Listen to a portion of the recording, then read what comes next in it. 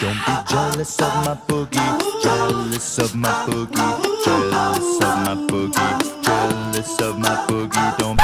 Bonjour et bienvenue dans cette nouvelle vidéo. Aujourd'hui encore on va infuser du puer sauvage, encore de chez David et d'Essence of Tea. Encore une superbe galette avec un superbe emballage. Il s'agit, comme vous pouvez le lire, de la Wuliang Wild 2017. C'est une galette donc, que j'ai achetée directement parce que j'ai fait partie des chanceux qui ont eu l'occasion de goûter en fait ces mêmes feuilles de l'année dernière et qui étaient donc disponibles en plus faible quantité, et c'était vraiment extraordinaire. Donc quand je l'ai vu, j'ai directement craqué. J'ai acheté 3 galettes cette année et ma foi, aucune déception. Donc ce Wuliang Wild, donc la galette elle fait 76 pounds, alors je vous laisse convertir en euros, donc ça fait un peu plus de 80 euros, d'une galette de 400 grammes. Honnêtement, pour ce que c'est, mon opinion personnelle, c'est que ça vaut grave le coup, mais chacun, ma foi, se fera son opinion. Je vous montre un peu les feuilles. Donc là, j'ai environ 8 grammes. Donc, David, dans son descriptif, dit que les familles du Yunnan font le distinguo entre deux types de puer sauvages. La version sweet, donc douce, et la version bitter, soit amère. Là on est dans la version sweet, mais David dans sa sélection a 2 exemples de puer sauvage amère. Donc là il faut aimer l'amertume, c'est assez impressionnant. Je vous conseille d'essayer. Je ne sais pas si je ferai une vidéo autour d'un de ces puers sauvages amers, mais ce qui est sûr, c'est que nos petits palais d'occidentaux qui sont pas forcément habitués à l'amertume, et ben voilà, ça déménage, ça fait vraiment bizarre. Donc c'est spécial, mais c'est quelque chose qu'on peut aimer, voire même on peut devenir relativement addict à ce genre de thé très amer. Voilà, donc pour terminer la description, donc David dit que ces feuilles ont été récoltées à partir d'arbres qui font à peu près 8 mètres de haut, qui sont totalement dans la forêt perdue, donc évidemment pas de produits chimiques, rien, etc. Ce sont des arbres totalement sauvages. Il dit grosso modo que les arbres, il faut être à 2 à se tenir la main pour faire le tour du tronc, ce qui est quand même pas mal. Que ce sont les femmes en fait qui sont généralement les plus douées pour aller récolter les feuilles. Et ben voilà, grosso modo, je ne veux pas non plus vous spoiler la dégustation, mais en tout cas, c'est un thé que j'apprécie vraiment beaucoup.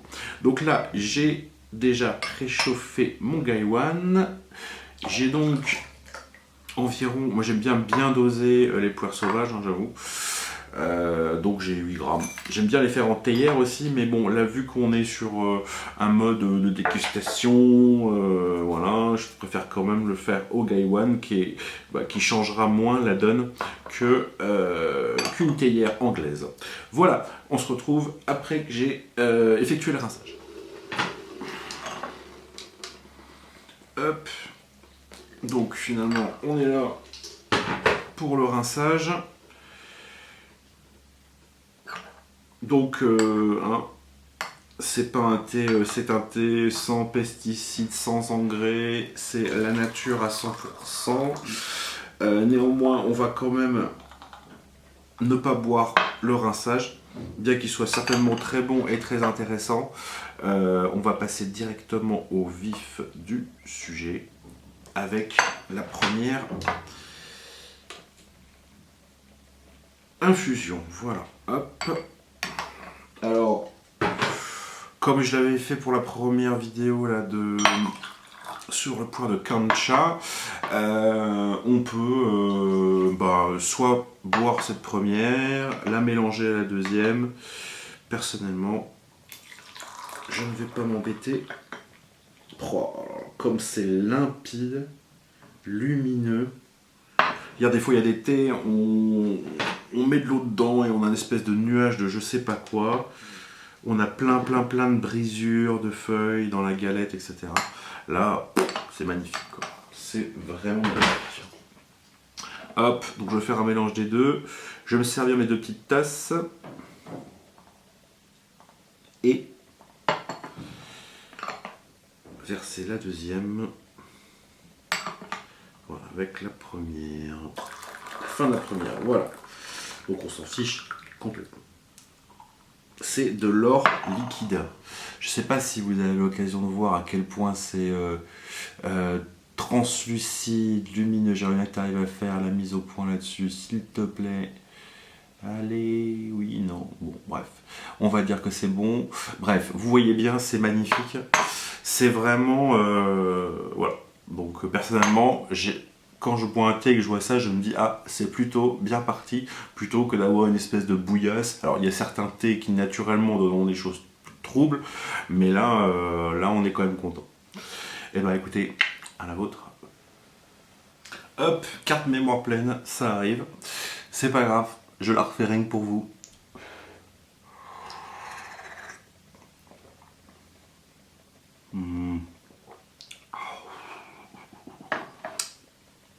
Ça va pas être facile de décrire tout ça.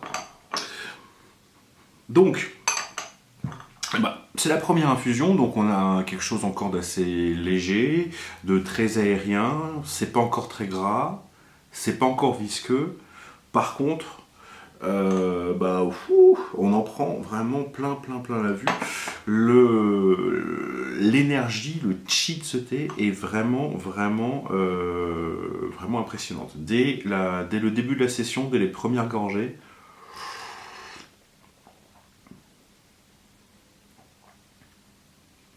voilà, c'est vraiment, c'est magnifique. Ouais, c'est un peu court pour décrire ce thé, dire que c'est magnifique. Je vais essayer d'être un peu plus volubile. Donc, alors, on a déjà l'attaque. En bouche, on a quelque chose qui est extrêmement équilibré.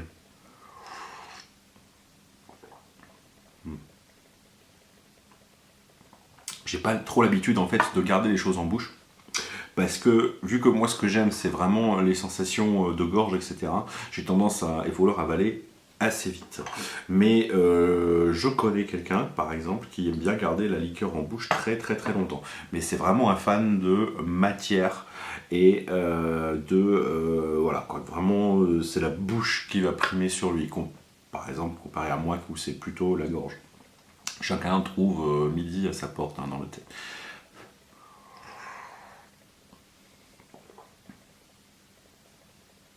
Mais ce thé, de toute façon, il appelle à être avalé parce que voilà, la gorge, elle est tellement... c'est comme si, voilà, ce thé avait plus de gravité parce que la gorge, elle est tellement du style « Ah là là, ça a l'air terrible, avale-moi » que j'arrive pas à garder ce thé très longtemps en bouche. Néanmoins, au niveau bouche, bon bah c'est du 10 sur 10. Hein.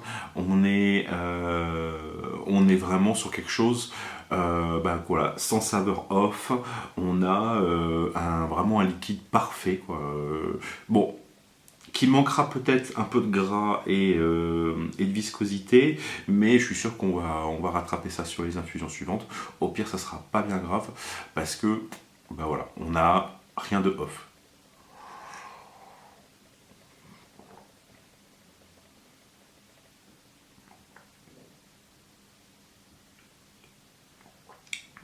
On a vraiment l'impression que ça s'évapore en bouche, quoi. C'est tellement ample. C'est vraiment excellent. Par contre, je vais un peu pousser les infusions d'après pour avoir comme je disais, une matière un peu plus conséquente.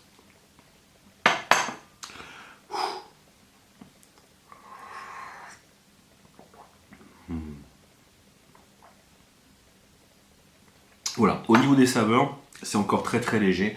On a les premières sensations de sauvage, enfin de touche sauvage qui arrivent. Donc touche sauvage, grosso modo, ça va être...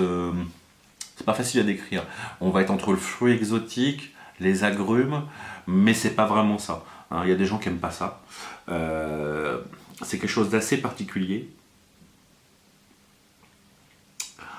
Là, j'ai une espèce de retour en fait de fraîcheur qui est assez impressionnant. C'est un thé qui accompagne extrêmement bien les fortes chaleurs, que ce soit en version chaude ou en version glacée. Hein, c'est quelque chose dont il faudrait que je parle pas mal en vidéo, les infusions à froid d'été. C'est vraiment quelque chose qui est sous-estimé en général, parce que on obtient vraiment des résultats vraiment, vraiment impressionnants, y compris sur des thés de très haute qualité. Donc il faudrait que j'en parle un peu. Mais en tout cas, c'est par exemple chez nous en Occident, généralement quand on a chaud, on essaie de boire le plus glacé possible. Quand on va dans des pays, par exemple, que j'ai eu la chance d'aller en Malaisie, on demande un verre d'eau et on nous sert un verre d'eau tiède.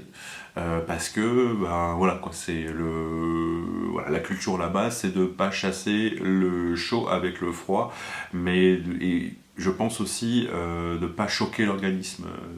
Bref. C'est vraiment ces poires sauvages, et a fortiori des thés qui ont une grosse énergie, donc qui vont aussi faire transpirer, etc. C'est vraiment très bien pour les fortes chaleurs.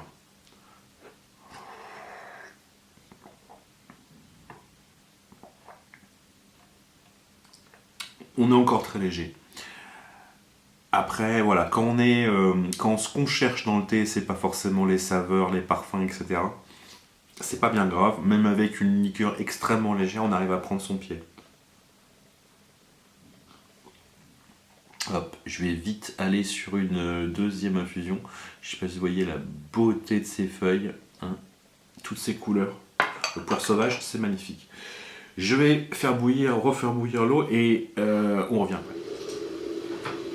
Hop, c'est parti pour la deuxième, que je vais pousser plus.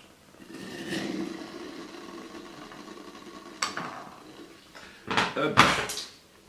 Bon, voilà, thé de qualité, on n'a pas besoin de s'embêter avec les paramètres, de se faire des nœuds aux cheveux. On aura quelque chose de relativement plaisant, quels que soient les paramètres. Je conseille quand même, sur les poires sauvages, moi j'aime bien quand même mettre la dose. Hein. Alors, même si jamais le but c'est pas d'avoir des choses qui sont gustativement hyper super méga élaborées, personnellement les poires sauvages, je trouve que quand même les saveurs aussi sur la longueur vont donner des choses qui sont assez extraordinaires. C'est des thés qu'on va pouvoir garder en bouche vraiment extrêmement longtemps grâce à leur longueur. Donc là, après la première infusion que j'ai encore en bouche, voilà, on a une petite astringence qui est là, qui s'est installée, qui fait saliver un peu, qui apporte énormément de fraîcheur aussi. Bref, on est bien, on est sur un thé qui, à mon avis, va rester en bouche très très très très longtemps. Donc voilà, donc on voit que la liqueur, elle est un peu plus foncée que tout à l'heure. Tiens, je vais faire une deuxième tout de suite, que je vais pousser encore un peu plus. Est-ce que c'est trop chaud ou pas?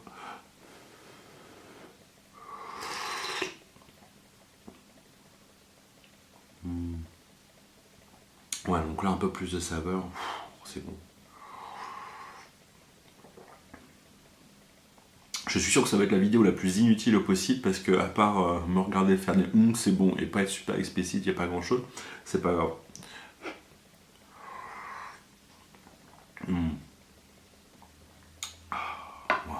On est vraiment dans une pureté qui est vraiment impressionnante. Vraiment, il faut vraiment que je reboive des thés de moins bonne qualité pour essayer de me souvenir que c'est que des mauvais thés, c'est pas dur à trouver, hein. Surtout dans les poires sauvages et dans les poires tout court. Il suffit d'aller dans n'importe quelle boutique française quasiment.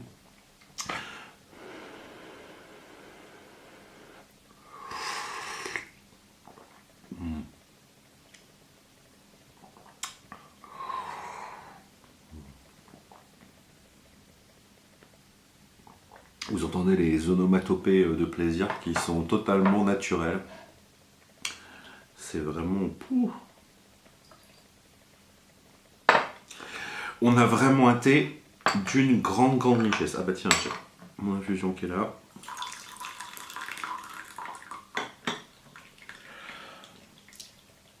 Une liqueur dorée, magnifique, lumineuse. te plaît, fais-moi la mise au point, fais-moi la mise au point. Ouais, pas rêver. Si je mets la main, peut-être qu'il va te dire, ah tiens, il y a quelque chose de gros au milieu de l'écran. Bref, voilà, regardez-moi ça, c'est de l'or liquide. On voit super bien dans ce magnifique pichet japonais. Fait à la main et tout. Magnifique. Les feuilles à présent, ça serait énorme si jamais il daignait aussi faire un beau zoom sur les feuilles. C'est pas chaud du tout, hein. Je suis pas du tout en train de me brûler. Ça t'est... Voilà. C'est pas grave, le cheat ce thé me donne des super pouvoirs. Hein.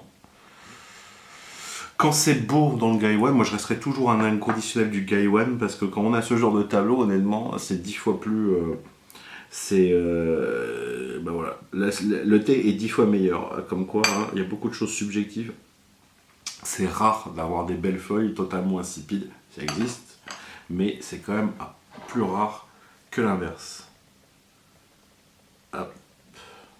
Une liqueur, pureté incroyable.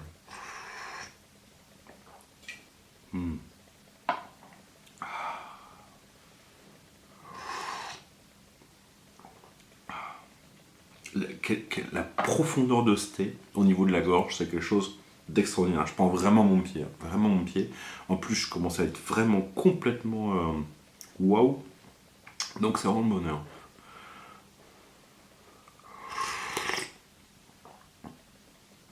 Bref, je ne vais pas vous imposer ce spectacle de me regarder faire des onomatopées pendant des heures et des heures.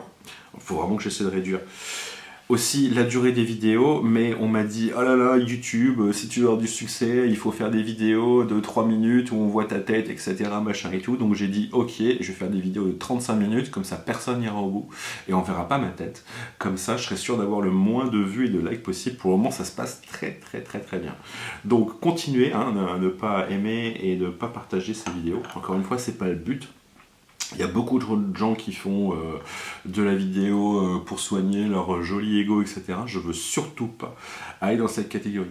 Je veux juste partager les choses qui m'éclatent dans le thé et également peut-être fournir un contenu qui n'est pas super présent, en français en tout cas, de parler de thé de qualité quand même, hein, parce que voilà, avoir ce genre de qualité-là, alors on voit tous des choses différentes. Par exemple aux États-Unis, je sais que par exemple je me tâte à faire une vidéo sur ce genre de petites choses.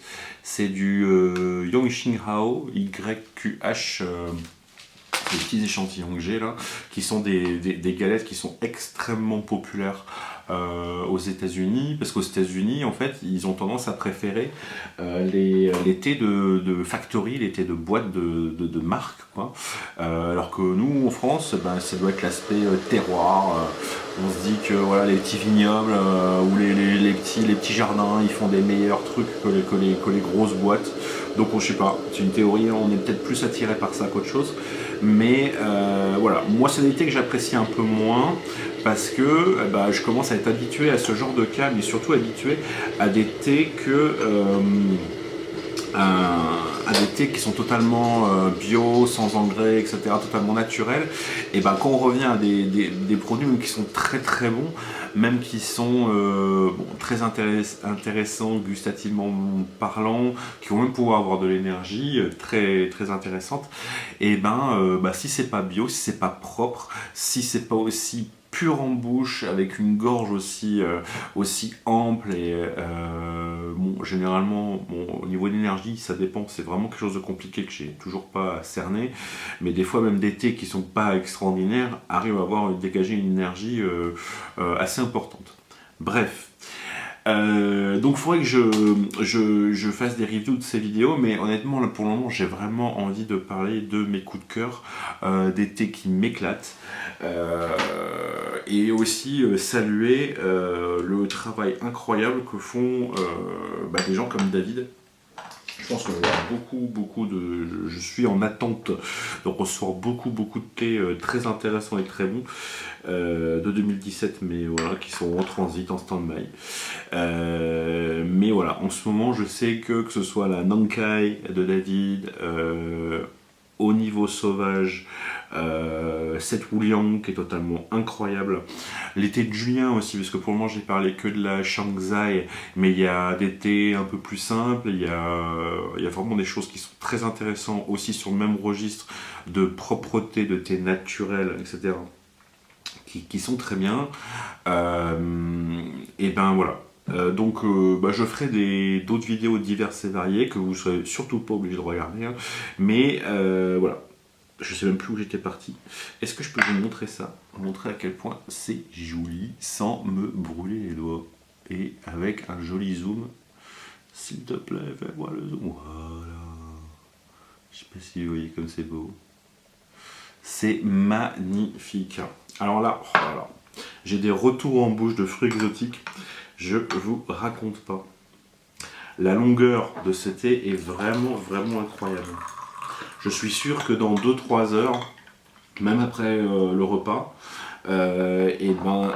j'aurai toujours des échos, des retours de ce thé en bouche. C'est vraiment la signature des bons thés.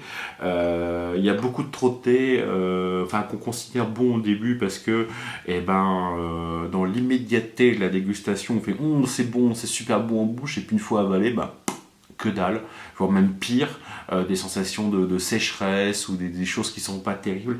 C'est les bons thés, en tout cas moi ce qui m'éclate, ça va vraiment être ça, hein. Quand plusieurs heures après on sent encore l'empreinte agréable, hein, j'entends bien, de thé comme ça, waouh, c'est vraiment l'éclate. Hop, on va gratter encore une petite là-dessus sans rallumer la bouilloire. D'habitude je rallumerai la bouilloire, mais là ça fait du bruit pendant la vidéo, je me dis que c'est peut-être pas agréable pour vous. Bon, après je suis pas, une fois que les feuilles sont bien ouvertes comme ça, honnêtement, je suis pas super regardant sur la température.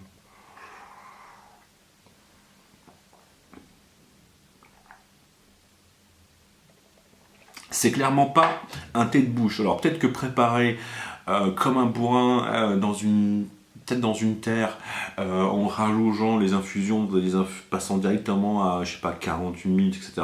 On aura quelque chose de vraiment de dense, etc. au niveau de la bouche, mais j'ai pas l'impression que ce soit un thé qu'il faille boire pour sa mâche, pour sa bouche. On est vraiment dans le thé aérien. Et ce qui va être intéressant, ça va être surtout ce qui va se passer quand on avale et après. Donc Lionel, si tu regardes, ça va être pas un thé pour toi. Enfin, moins en tout cas que les variantes super amères que je sais que tu dois peut-être plus apprécier.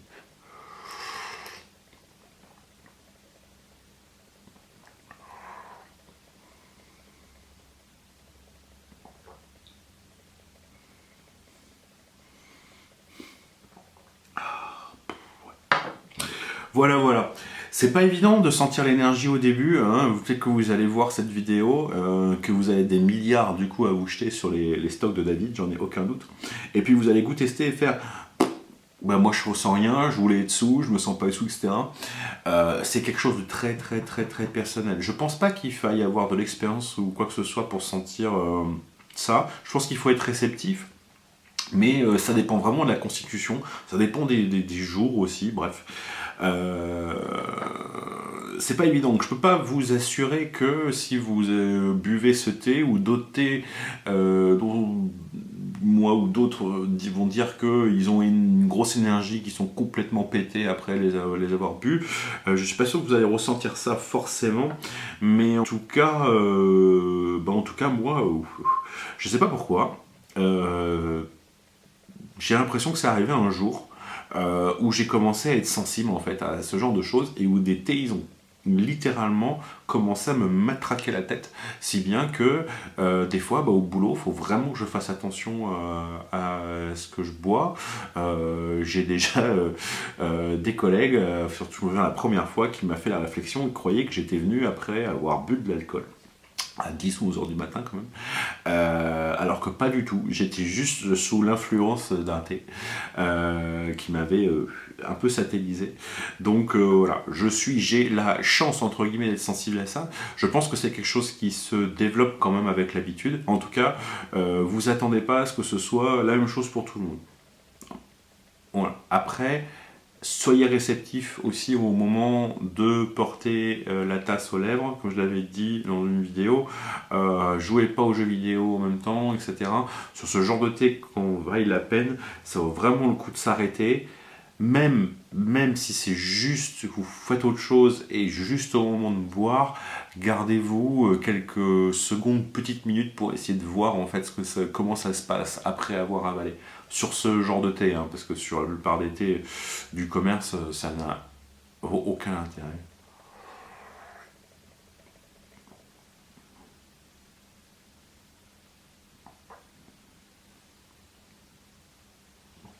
C'est magnifique, c'est d'une pureté incroyable. Je ne sais pas comment ça vieillit, ce genre de choses, ce genre de poire sauvage, etc. Mais à mon avis, je ne vais pas avoir trop de problèmes parce que celle-là, elle ne va pas avoir le temps de vieillir des masses. C'est tellement bon. C'est encore du jeune. Hein. David, il vend des vieux thés sauvages. C'est toujours très intéressant. Ah, tiens. Un cheveu de chinois. Des fois, on trouve des trucs dans le poêle, c'est quand même... Bon, bref, c'est signe de construction artisanale. Est-ce que tu vas me refaire avant la fin un joli petit zoom? Voilà. C'est magnifique. On a vraiment quelque chose là. Et la liqueur, tant qu'on y est, vu que l'objectif, il a l'air d'être coopératif. Je dis pas un peu... Ah, voilà, regardez-moi ça. Bon, j'ai la lampe juste à côté, hein, mais bon. Hein. C'est pas forcément évident, des fois on dit la liqueur est lumineuse, on dit mais qu'est-ce que c'est que la liqueur lumineuse? Je pense que je peux pas faire plus belles illustrations que ça pour montrer une liqueur qui est lumineuse, limpide, etc.